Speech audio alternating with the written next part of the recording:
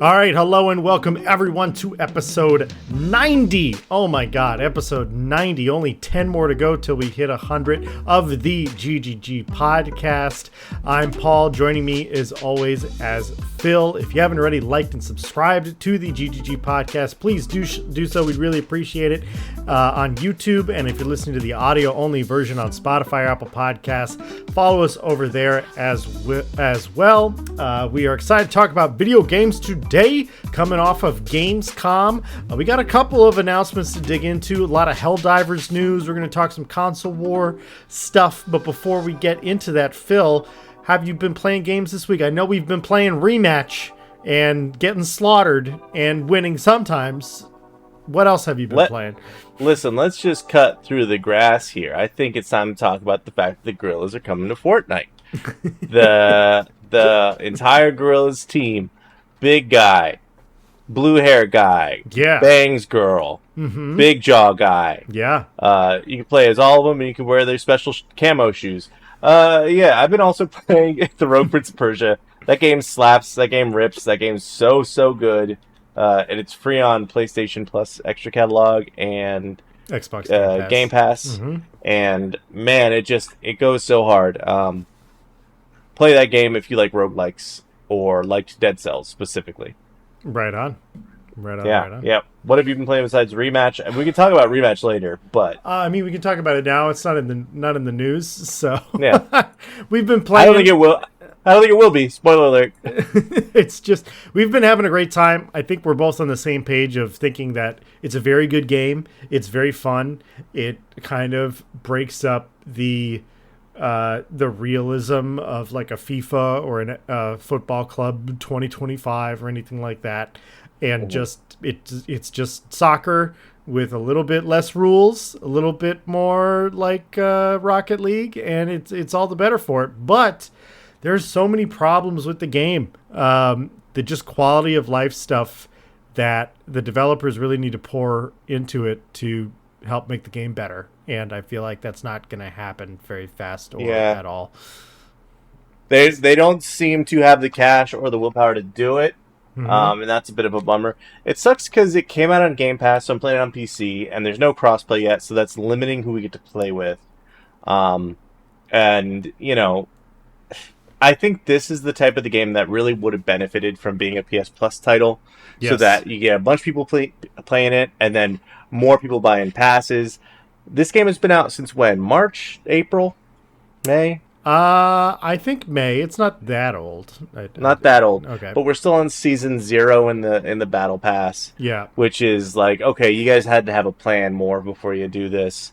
That said, I love the game. That said, also, you play with just the most absolute knobs, and it sucks because, like, in some games you could play Marvel Rivals and still be like a healer that changes the game despite someone playing like a knob. Yeah.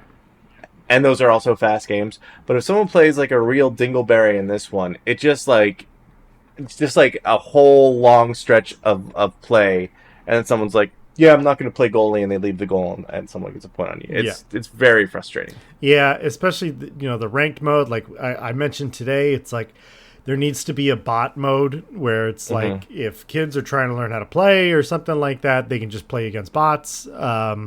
Something along those lines. Because when you task everyone with having, because it's not like Marvel Rivals. Everyone has the same abilities. We're all on the same playing field. So if one person is not trying or just goofing around or trying to do some weird trick or something like that, it can just ruin the entire game for everybody else. So that is unfortunate. But I still been playing No Man's Sky. I am deep into like the meta kind of, not meta, but like the end game campaign stuff. And I've gotten a lot of new cool things that I've never gotten before, so that's very exciting for me.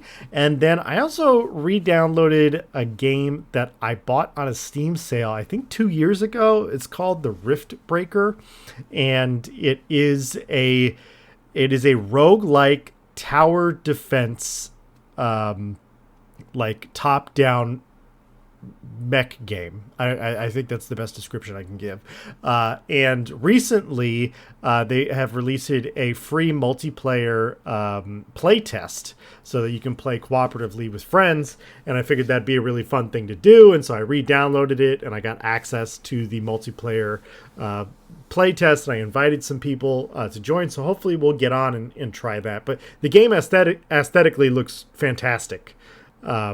And I want to give it a good try. So, because I know it's one of those Steam games that I bought and I never really played, so I feel guilty. I'm just like, I should get some entertainment out of this. Let me give it a shot at least. Exactly. There's one other thing I want to talk about, and it reminded me because Rift Breakers is kind of back in the news. What is the whole Rifters? What's the game by that's basically jump space? Void Crew? No. It's made by a lot of the ex-Blizzard people. Ex-Blizzard people. Oh God! It came out like last month, didn't it? Yeah. Oh my God! You're gonna have to look it up. Well, here's the thing. So there's a bit of news, pretty interesting recently, that there's a YouTuber that I like. This is not on this is not on our news list. I just remembered this happened. Sure. Big Tug, he does like a lot of like sort of short comedy form stuff. But he posted about the game and was like, "Hey, I want people to play this. I like this game. Please join me in playing it." And it, like, because he's a big enough YouTuber, I think resoundingly the internet's like, "Screw you! This is advertising. You have to say it's an ad." And it's funny that it's one of those instances where he's like, "No, I just like the game and I want people to play it." Please play this game. It's called Wild Gate. Wild Gate. Which definitely has struck me a couple times. Like, this game does look fun. It's just, I feel like I'm saving my space jumping for jump space. Yes, I agree. You know? Which now has a release date, September 19th, everyone. So. Are you ready? Are you ready, Paul? I'm stoked to the max about it. This is one of my favorite, like, co-op formats of a game. It's like, I love space. I have a lot of friends who like roguelikes, and they're easier to jump into than other games. They're less of a commitment.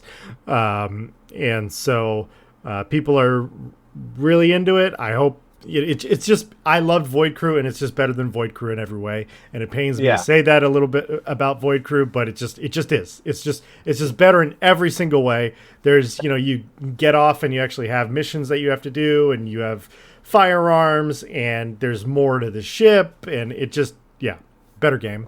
Very excited for it. But let's get started with our releases this week. So the big one that's coming out is Metal Gear Solid Delta, or Metal Gear Solid Snake Eater, whatever you want to call it. It has released.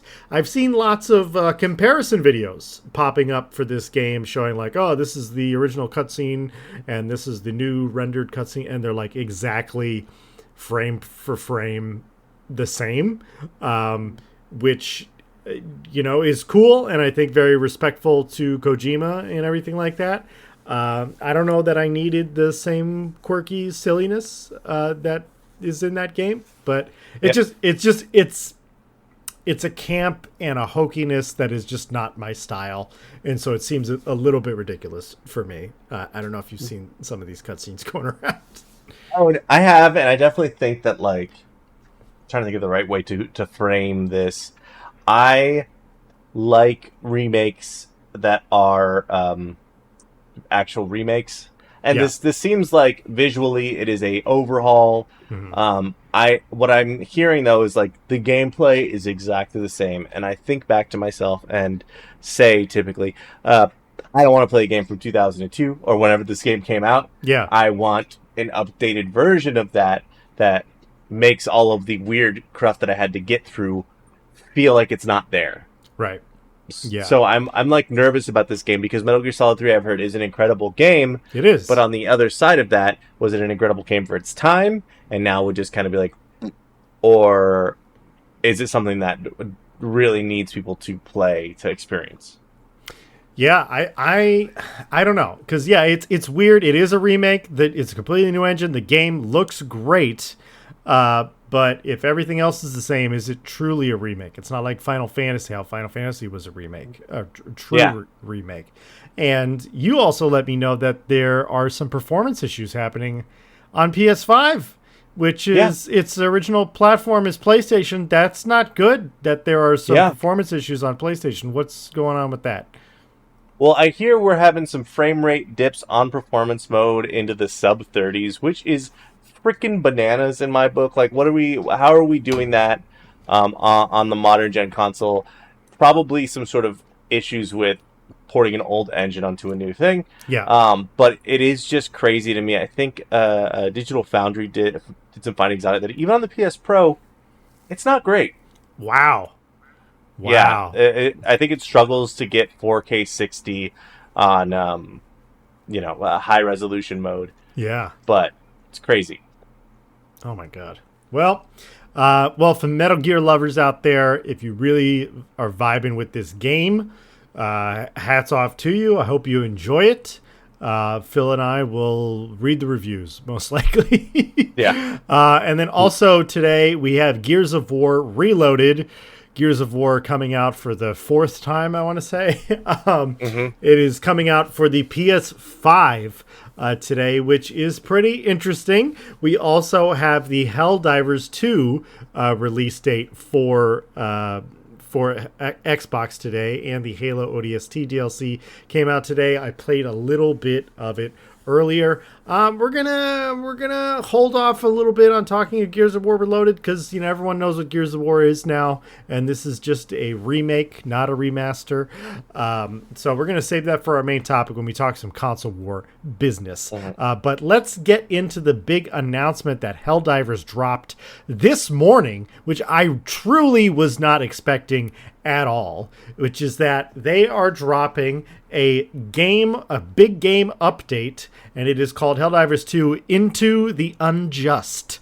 And this is, so it was the Heart of Democracy was the last big update when they invaded Super Earth. Now it's Into the Unjust. We're getting a ton of new content, and it's going to be coming out 1 week from now. So it comes out on Xbox today, and then they're getting a major update in 1 week from now. And on top of that, there is going to be another war bond that releases along with this big update. So that's a lot of content. So have you watched the trailer for this, Phil? I watched the deep dive on it, and it seems pretty interesting. Yeah. Just a quick side note about this deep dive. One of the developers talking about the game was super into character as like someone from Super Earth, and the rest were just like talking about the game mechanics and everything. One of them was like, "Yes, the bugs invaded your homeland, so we are taking it back to them and their unjust behaviors to show who is the true might in the universe." And I was like, "Hell yeah, get it!" And the next day he's like, "Yeah, so then you'll get like a pretty cool gun." So it was just it was a really interesting flavor mix that I enjoyed, despite maybe the fact that I shouldn't have. That said, the game is all about going to the bugs' home planet. It's all misty and messed up because they've terraformed the heck out of these home hive planets for them. And what you'll be doing mostly in that is going into caves, as a certain type of missions there, going into like underground caves and tunnels and finding different types of bugs and the lungs that make these spore clouds that make the world or that particular planet all smoky and hard to see. So I know what you're thinking. If you're playing Helldivers, wait, cave, but I need the sky for stuff. What? And that's part of the design. They want you to, there's areas where you'll come out of the cave for a second and have to continue a new part, but you'll be like in an open caldera, and you can drop stuff in and reload and everything there. But you really have to be intentional about what you take, how you're getting through it. It's really about support weapons, sounds like. So yeah, and lighting in the caves. Like somebody's gonna have to be using a flashlight weapon, most likely. Oh yeah. So I'm excited to see it. It feels a little bit more like probably less volume of enemies because you have just less ammo to chew through on the regular. Yeah. But I think it'll be pretty funny and challenging. Yeah, I'm really excited for it. It's also we're getting like bug dragons. So there's new flying enemies that they're heavier. They shoot like this acid flame. I don't know what it is, but it looks horrifying. And then we have enemies that dig underground now and will try to come at you. So it's like we got new enemy types, we've got new mission types, we've got new maps, we've got a new war bond. Let's get into that war bond actually. So this new war bond that's coming out, not the Halo ODST war bond, this one coming out next week is called Dust Devils, and it's introducing the AR-2 Coyote, which is the first primary weapon assault rifle that has incendiary rounds. So I'm super excited about that. I love the incendiary weapons, especially for the bugs.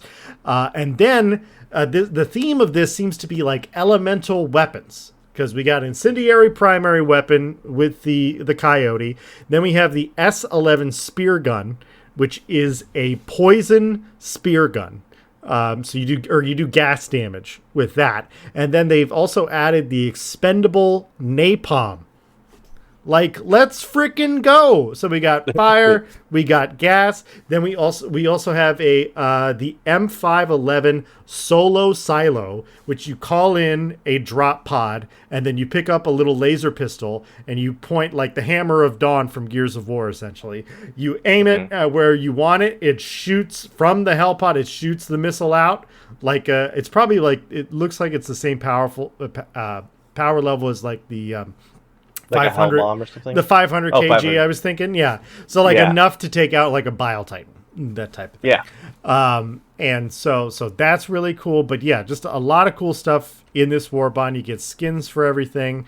And I kind of like the armor sets, and I have to say that one of them kind of looks like you can mix and match with some of the Halo stuff, and it would look pretty good. Kind of get like a little Emil vibe from Halo Reach a little bit. So part of I think they're called the Sand Devils. The Dust Devils. Is, like, that's Dust Devils. That is the for those of you who don't live in a deserty place, that's when like a little like a twister of dust kicks up. Not really harmful typically, but they kind of have like a Dune aesthetic to them. Like they're like, oh yeah, you're meant for desert warfare, that type of stuff. I like one of the characters had like a dust colored cape. Looks pretty cool. I think the majority of people are going to be spending money on the Halo Reach drops. Yeah. But listen, I think they did a good follow up here. Would be like incendiary assault rifle. I'm just saying if you guys want it. The thing that's crazy to me, and we'll talk about this more later, but it's like if you're playing on Xbox and you're only playing on Xbox, and this is the version of Helldivers 2 you get to dive into, there's just so much available. It's probably a bit overwhelming, but also so cool that there's just that much runway of game ahead of you. Right. Yeah. It's freaking awesome that they've kept this going. I'm so happy that we're getting another update so soon. They keep knocking this stuff out of the park, and they keep printing money because I keep not complaining and buying it. So. Well, it's almost like if they offer something worth buying, we'll buy it. Yeah. Look at that. What a concept. All right. Next up on the list, Black Ops 7. Not going to be letting you carry over your Black Ops 6 purchases. Ooh-wee. Okay, so I'm sure there's going to be a lot of pissed people out there for this. So originally, Activision was quoted with saying that all of your skins and purchases of microtransactions, everything like that you purchased in Black Ops 6 was going to transfer to Black Ops 7. But now they have come out today and said that that is no longer going to be the case because they are trying to maintain the aesthetic and the universe of Call of Duty Black Ops 7 in an effort to step away from, having Nicki Minaj and Snoop Dogg and Seth Rogen and American Dad do a stealth kill from behind. I don't know. This is weird. This feels like spin to me. This feels like, how can we get more money out of them again? People have bought all these skins. They're not buying anymore. Well, let's make them start over, and then we'll pivot so it makes it look like we're respecting the universe and listening to the community, but really we just want them to spend more money. That's what this sounds like to me. Yeah, no, this reads exactly as want more money, Yep. and we can totally pivot to, well, Battlefield's doing serious stuff, so maybe Yeah. we're gonna do serious stuff. And then 2 months into it, they will have a Nicki Minaj twerking emote that will, will kill your enemies.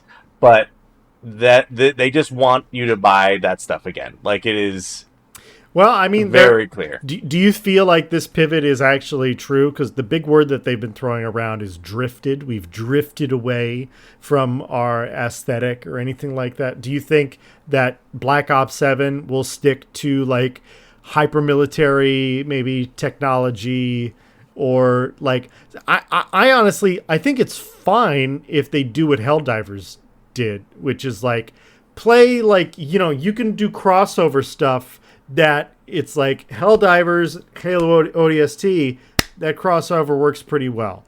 Killzone, yeah. Helldivers, that crossover works pretty well. Because it's relatively in the same universe, kind of ish. Adore the Explorer thing would not quite go over, but I could see that being in Call of Duty. Here, I don't know. I think it's kind of stupid for this particular reason. This game is all about, like, the single player is all about, like, going through these weird spiritual mind palaces. Like, that's the single player story is probably most fit for crazy skins, because that is the tone they are projecting now. So the multiplayer is probably going to have at least a couple of maps that are ethereal and hard to conceptualize, and that makes like Seth Rogen fighting gritty more sensible. It makes sense. Yeah, so.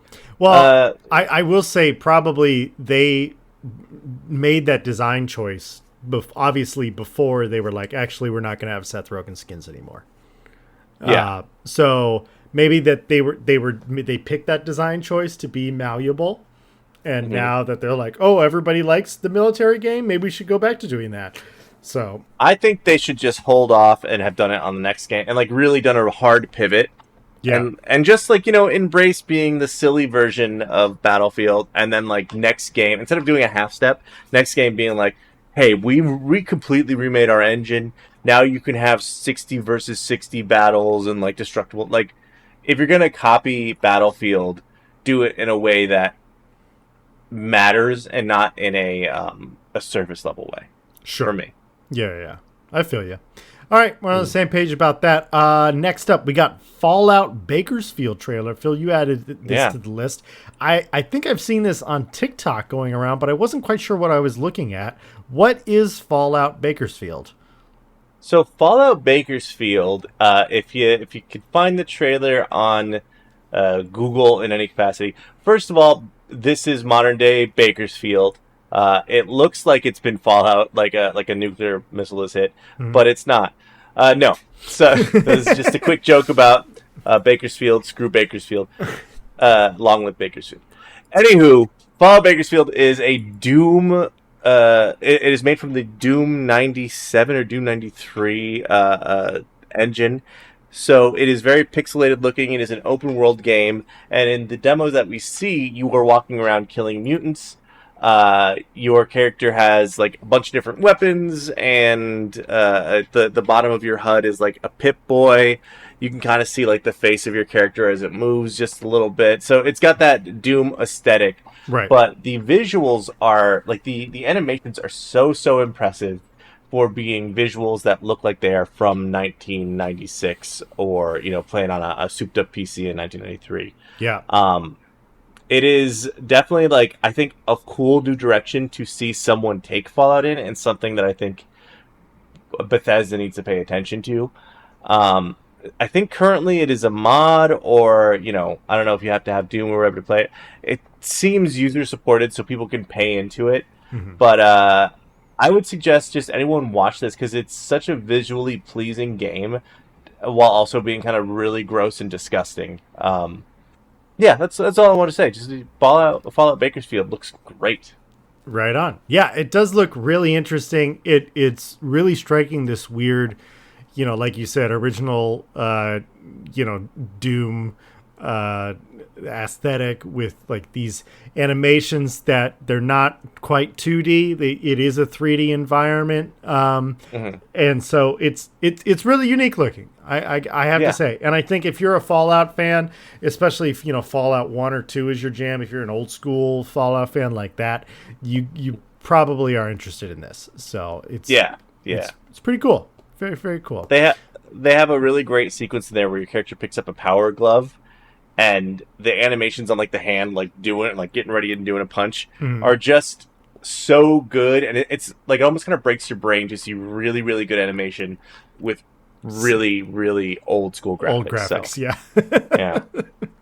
All right. Well, next up, Nintendo has announced a Nintendo Direct for September, which is a very short period of time. It's just around the corner. And, I think it's pretty obvious what they're going to be talking about for this Nintendo Direct. But air ride again. Yes. But yeah, they're probably most likely going to be talking about Metroid Prime 4. This is supposedly slated that it is going to be coming out this fall. So it's supposed to be coming out. I think this will be a good Switch 2 game to keep the ball rolling, and you get a little bit more of that hardcore. Not that there's a huge hardcore Switch audience, but people who, for whatever reason, Donkey Kong Bonanza wasn't the selling point because platformers aren't their jam. Maybe Metroid is it. Maybe this is how they buy a Switch 2. And I think this is good because I feel like Nintendo is doing a very tactful thing in like we released our console in the summer so we could get over the shortages and everything like that. We can tackle tariffs and everything like that. And now every month we're going to be having a game release up until we get to Christmas. So by the time we hit Christmas, we have a little something for everybody. So I think this is, I'm excited to see Metroid Prime 4, to be honest. I haven't been excited to see a Metroid Prime in a while, but I'm interested to see if it will be that. Just because Nintendo has been kind of going wild with their directs lately. Yes. Sometimes they'll do like an indie direct, and that could be interesting, but mostly it's kind of fluff. Sometimes they'll do a 45-minute Kirby Air Riders direct, like they just recently did. But I think there's a strong possibility. I mean, like I know there's Pokemon directs. It could be related to Pokemon ZA, which comes out middle of October. That's like kind of the time frame they would want to do a direct about it. But it's tough. I think Metroid would be really, really cool if we got a Metroid Prime direct just to like amp up a new game, because the Switch is kind of in dire need right now. Like I've probably played more Mario Kart with people than anything else lately because it's a really fun, like, have someone over, you want to show them what Switch 2 can do. There you go. Yeah. But you need something besides like Donkey Kong, and that is your killer IP. And I think what you said was right. They are ramping games out, but I feel like we missed August, where September is possibly a miss. We don't have anything until October, which is okay, but I don't know. I think they're slowing down a little bit. I mean, as far as like console releases, that's what I was talking about. Like when the Xbox Series X and the PlayStation 5 came out, there wasn't really a lot of stuff at launch. We had Astro's Playroom, which was awesome and free for PS5, but that was like a 6-hour game. And then, you had like some sort of that car brawler game that came out with it. We had a bunch of games that were like, oh, this is a pseudo next-gen game, but it's also available on PlayStation 4. So I feel like Nintendo is doing a good job of, we're going to release in the middle of the year. And even if we don't have a game coming out every month, we have a game coming out every 2 months. So, with Mario Kart, Bonanza, if they can push out Metroid and a Pokemon game, 4 months or 4 games, like that's a game every month or every other month. Sorry. So like I feel like that's pretty good for launch year. So yeah, I think it's smart. Usually, I feel like you want to have a couple. The last gen systems I feel like are where we kind of fall off this, but you want to have a couple like. if you don't like this, we got this. Like, Right. if you don't like Super Smash Brothers, we got Mario Kart. Right. But I think they're sort of just like sidestepping all of that. I think it's probably a clever business move, but again, hopefully it's if you don't think it's Samus, if you don't think it's Metroid, is there any other like pie in the sky things you think it could be? I really don't. I think that Smash Brothers is going to be a while. So unless it's, I wouldn't say it's a Mario game with Mario Kart, and they are not going to want to advertise another platformer right next to Donkey Kong coming out. It could be the Kirby racing game thing, but again, it's pretty close to Mario Kart. You know, I think they'd want to save that for like a February or a March, something like that. Give Mario Kart some breathing room. But I really do think it's Metroid. So that is my bet. I sure hope so. All right, pressing right along. Borderlands 4 is getting some pretty big sales expectations. Borderlands 4 will push the franchise beyond $100 million in sales. This is... Excuse me, not dollars, in units moved. So this is a little surprising to me that they haven't moved 100 million units of a Borderlands game before. I don't know if they are, talking about every Borderlands game that's come up to me. But they're specifically looking at Borderlands 4 selling at least 6 million units, which to me doesn't seem that impressive. But they're kind of propping it up like it is. And what this tells me is that I think if this Borderlands doesn't hit, there is going to be a change.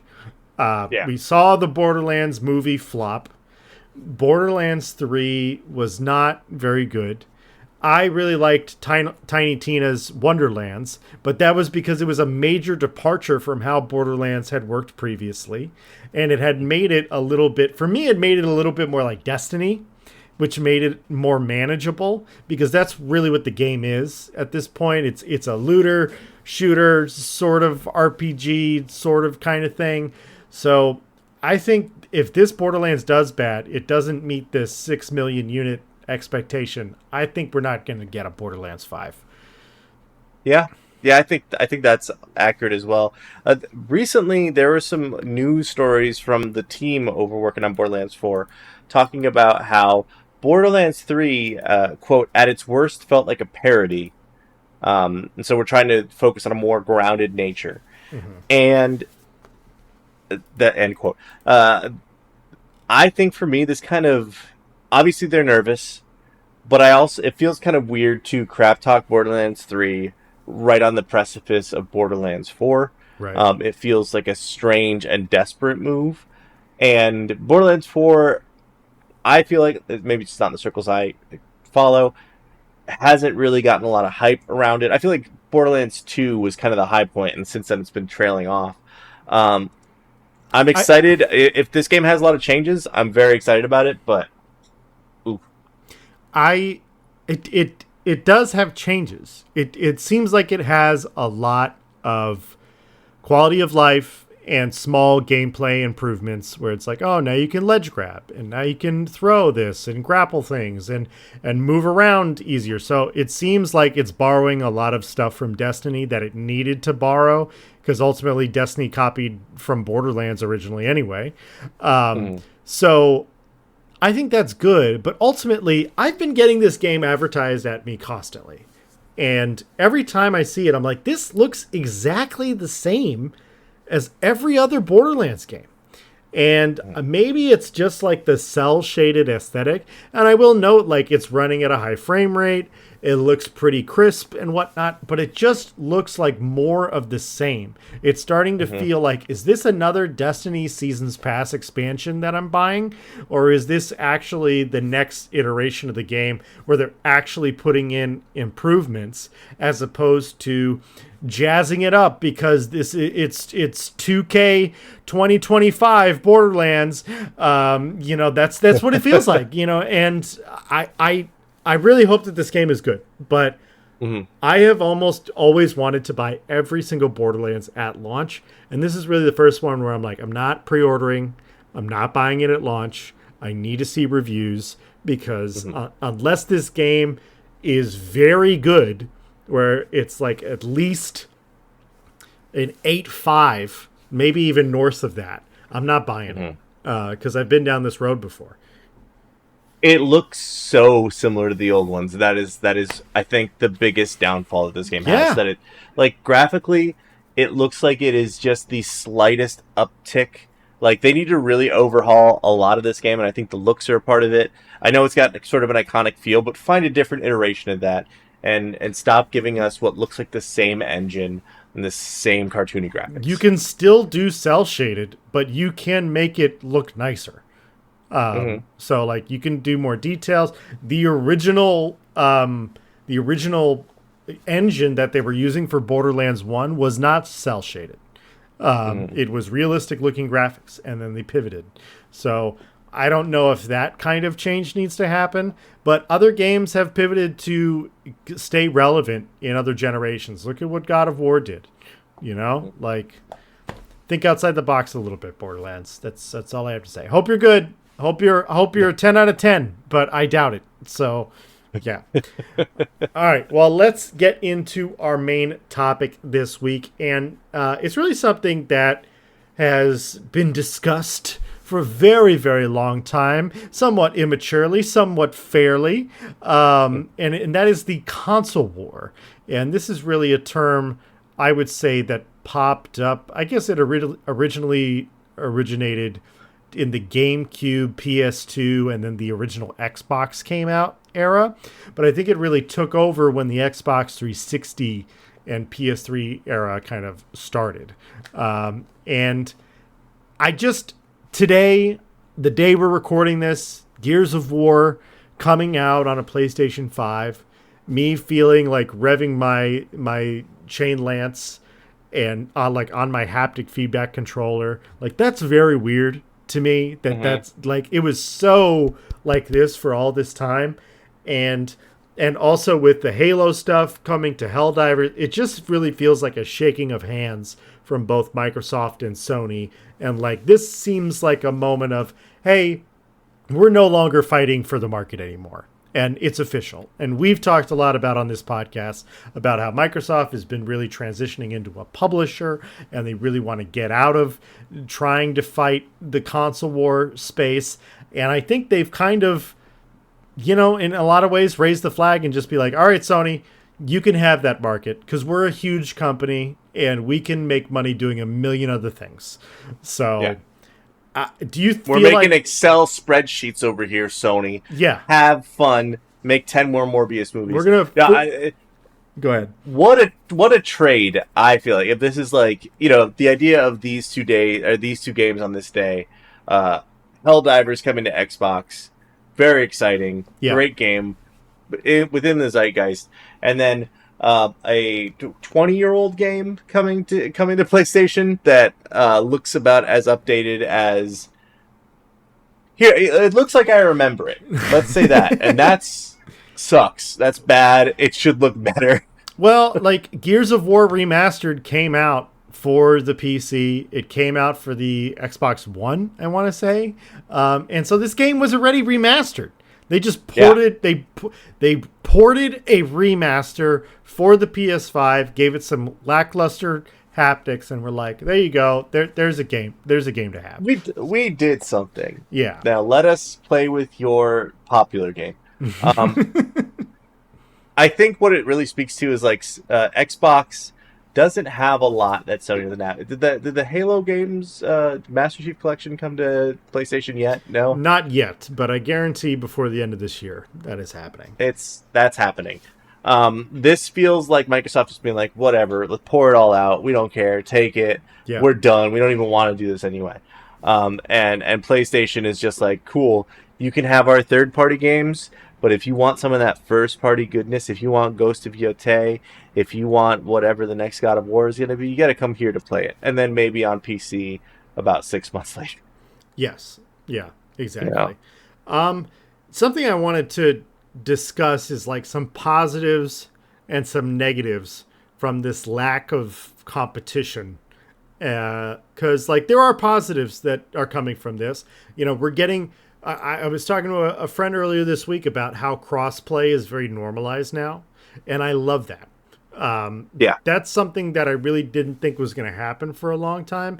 Now we're talking about playing Helldivers on PC, on Xbox, on your PlayStation. Doesn't matter. You can all play it in the same place. When I played the Battlefield open beta, it had full working crossplay. An open beta had full working crossplay. That was seamless. I could just join my friends immediately if I had an EA account. So I would say that's a big positive that's coming out of the lack of competition. And then I would also say, and I think Halo fans are going to hate this, but I think this could be a very good thing for Halo. Xbox is like at an all-time low right now as far as like first-party content. Like they do have games that come out. I'm not trying to say that they don't, but Halo Infinite is in the pits, and Sony needs online multiplayer. And if you're talking about a free-to-play Halo Infinite online multiplayer available on PlayStation, they made Concord to fill this hole, and it didn't work. So, and the hole remains. Okay, this is pie in the sky, but what if Halo's like, you know what? Let Bungie take another crack at it. Give us a Halo game that's kind of like Destiny, you know, set in the past, and it's just squads of Spartans going out and doing missions. I mean, I think the possibilities are endless now that we have like the two companies working together. You know? I love the idea of that, and you know, Spider-Man did show up in the Marvel universe, so it's possible that these two companies, after a bunch of money, want to work together. I think that Microsoft is just at such a point where they're like, I don't like. They seem depressed. Like they're like, I don't know, whatever, man, take it. Just as long as we make money, we don't care. I think that's kind of where they are. I mean, I think that would be great if Bungie were to work on it. My hesitation would be something I've been cautioning as I've gotten to be an older gamer, is that when we talk about Bungie or we talk about BioWare or any of these companies that made old games that like we really liked, none of the people who used to work there anymore. Oh yeah, these are completely no more the soul. It's like a completely new staff. You know, it's like a sports team. It's just like, is it the same team is it still the Lakers in 2009? No, it's not. It's not the Lakers from 2009 at all. So the only thing that's the same is the name and the colors. Exactly. So just giving it over to some company, I don't think is going to happen. And we do know that Microsoft is working on another Halo game. And we do know that it is being rendered in Unreal Engine. So I think like if Microsoft can make some bucks releasing Halo Infinite on PlayStation, I think that would be great. You maybe get some new Halo fans that you didn't have before. But after that, you release another Halo in an engine from this frickin' century so that it works and that it's optimized.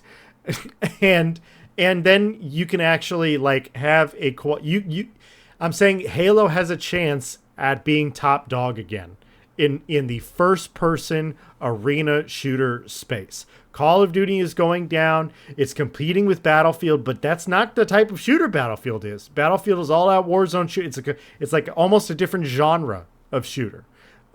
So I think we don't really have anything to compete with it currently. There's not like anyone in that space of like being a superhero and a shooter, a first-person shooter at least, that is like a story mode and this, and you know what I mean? Yeah. So it's if they can release a good Halo game that looks new and that is released on all platforms at the same time, I think we could be in for maybe a Halo revitalization.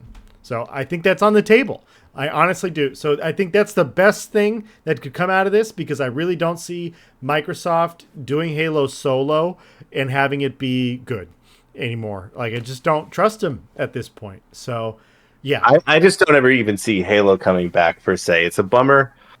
but I don't feel like there is enough meat on that bone. I mean, I think there's enough meat on the bone. I just feel like no one is going to reach in there and get it. Like, I feel like it's very of its time, sadly, and it's for some reason people have abandoned that type of game. Yeah. Like, and by people, I mean people who work on games. Sure.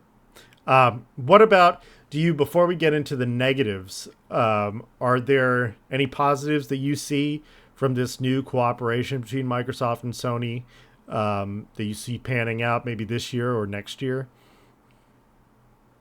No. Well, Game Pass coming to PlayStation would be sick, but they already have their own version of that. They'll stick to competing for passes. I think that's what it is. Yeah. Because like in the Princess Persia you mentioned, it's on both. So it's like I have both, and I'm like, this is kind of redundant. Should I have both of these passes? Which one do I get it on? Yeah. And I think Game Pass is the superior bet. It is. In that. But yeah, in terms of what I don't really think that there's much that could like really change in the next year or two. We're gonna be a couple years out before we feel the long-term changes of them working together or anything drastic. I would love for my PlayStation 5 DualShock or DualSense to work with Game Pass games. That would be great. There's one. You know? Yes.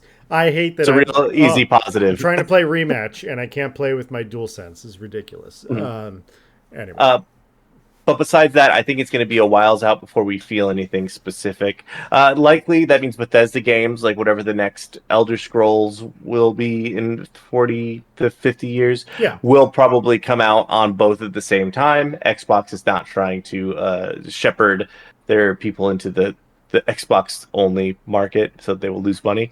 So, yeah, nothing specific. I think in the long run, if they could start working together, like amalgam comics type of thing where Marvel and DC fought each other, like bring two game studios together and have them make something truly crazy. But I just don't see that happening for a long time. And I think, in terms of positives, and this is, I guess, would be a negative. Well, we can get into the negatives. Well, let me get into the push-pull negative here. Okay. Competition between the two consoles is what gave us things like, Game Pass and PlayStation Network and PlayStation Plus games, which then spread into like all these things. Xbox Live as a result of that. But I think the two of them working together seems to imply that they will at least get lazy, and then the enemy becomes the consumers, and they're just trying to extract as much from us as possible and not competing with each other for value. That said, my little boy Nintendo's out here crafting new incredible games, crafting magnetic switch controllers, just operating on like a shows up, Yu-Gi-Oh's the entire card tournament, and then walks out and you're like, I didn't even know who that guy is. So it gives them something to watch out for and try to compete with. I guess I just feel like Nintendo's been so separate from their market for so long. So I don't know. I mean, maybe we were just talking about Metroid, which is a little bit more hardcore of a game. Possibly we're going to get a Nintendo Direct next month about that. So yeah, but I agree with you. I think that without these companies competing, they're going to get lazy. And I can already tell that Sony has not been pushing on the gas as much as they used to, because they know that Xbox doesn't have anything coming out. They know that they're going to release an Indiana Jones game that people are going to pay for free on their Game Pass thing. So I think there's layers to that, because I think PlayStation right now is also terrified because they went all in on live service stuff. Like they had all of their big developers working on live service stuff, and then after Concord, we're like, okay, maybe not. So I think they are in a big adjustment period because of that. Mm-hmm. Like we haven't heard anything from Insomniac, Sony Santa Monica, Naughty Dog, and I think it's because Naughty Dog was working on The Last of Us. Yeah. Insomniac had the leak, but also had, possibly that multiplayer Spider-Man game, and I can't remember the other studio that I said, but I see what you mean, but at the same time, like most of Sony's studios are single-player studios.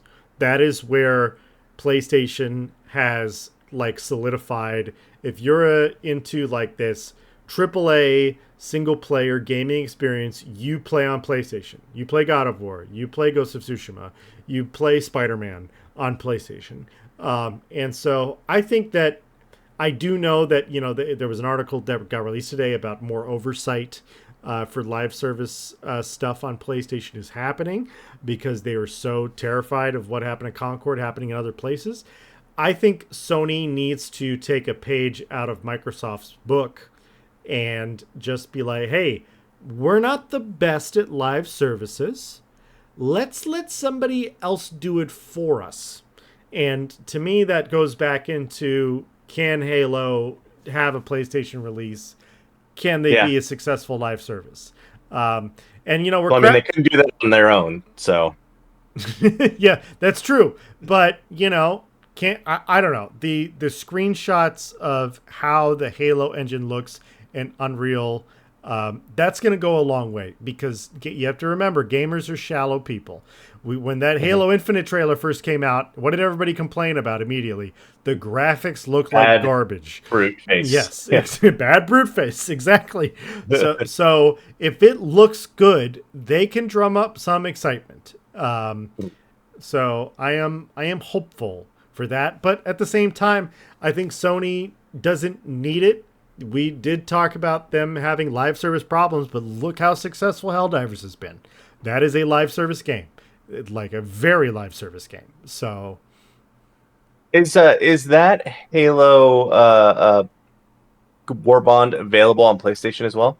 Yes, yeah, I great. bought it good. already. I am an. I could have seen them being like, that's for PC and Xbox only, and I think this is a big symbol of them being like, no, whatever. But what's kind of interesting is I wonder if the model for the assault rifle and the different guns that are in Helldivers, is Helldivers in Unreal 5? No, it is. No? Okay. It's Helldivers 2 is in its own weird specific engine, which is why they had some like clunky updates when the game first came out. That makes sense. So, okay. Yeah. So yeah, but yeah. Yeah, I think that's a good place to stop the conversation. But yeah, definitely feel like this is the end of the console war. So we're kind of moving into new territory here, and it's 2025. This generation has been out for 5 years now, which is pretty interesting to see. I'm curious if Xbox actually does another console after this. So yeah, we will see. Any other thoughts before we call it an episode, Phil? Silk Song got a release date. We talked about that last week, right? Did we? I think so, yeah. I can't tell if it happened like right after. That said, I'm pretty excited for that. I'm getting like a real 2D bug in me because of Prince of Persia or Rogue Prince. I can't even remember what it's called. Like the Rogue Prince of Persia. Yeah. So, we're living in a good time for games. There might not be a lot of AAAs, but man, there's some good like smaller things coming out right now. So yeah, get at them. Been a lot of games coming at us fast. So it's been fun. Been a good summer, but I am looking forward to the fall. All right, everybody, that's going to do it for episode 90 of the GGG Podcast. Thank you for listening. If you're still here, we really appreciate it. And if you haven't already liked and subscribed to our YouTube channel, do that. If you're listening to the audio-only version on Apple Podcasts or Spotify, follow us over there as well. We really appreciate it. We will see you back next week when September officially begins. Are you looking forward to it? Yeah, they didn't even give us all the Gears of War games. They just gave us the first one. Sorry, I'm upset. Realize that? Did you just realize that? I realized it, but I'm like, wait, you made a remastered thing that had all of them. It's just the first one. It's like, oh, yeah. It's such a, yeah. Yep. Welcome I'm not even downloading on Game Pass. Welcome to Microsoft and Sony working together. All right. Peace out, everybody.